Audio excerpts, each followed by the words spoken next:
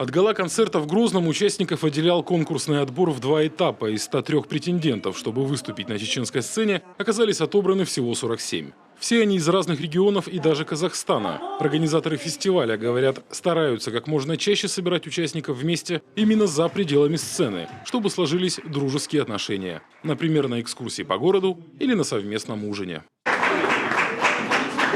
Силу голоса Коми демонстрируют Алексей Петров и Алексей Юрковский. Оба на сцене с детства. Их уже слышали не только в России, но и в Европе. И вот теперь «Орфей» – еще одно событие, объединяющее творческие биографии. Я готовил себя ко всему и к тому, что я могу вообще ничего не занять, потому что мы же не знаем, какие люди там.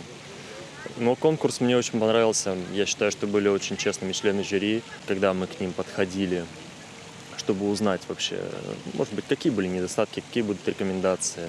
Когда я спросил, что вы мне посоветуете, над чем поработать, мне сказали, надо работать над всем в любом случае. То есть мне даже не назвали каких-то конкретных недостатков, говорят, просто работайте над всем, потому что всегда все нужно совершенствовать. Старший брат сказал, расти, солдат, младший брат сказал.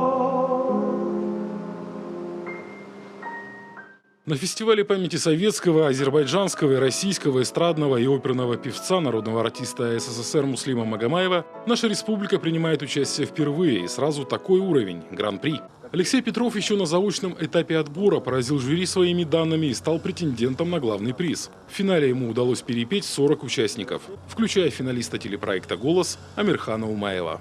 Это просто большая радость. Я считаю, это достижение.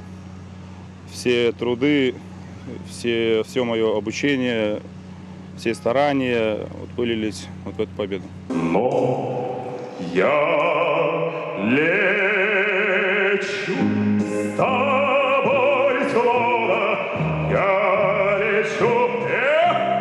Оба Алексея уже знают, как распорядятся денежными вознаграждениями за призовые места. Юрковский планирует направить часть суммы на благотворительность, а Петров на то, чтобы немного изменить свою жизнь. Увы, артист планирует переехать в другой город. Алексей Корчма, Евгения Кладкевич, Олег Юшков, Олег Костромин, телеканал Юрган, Сыктывкар.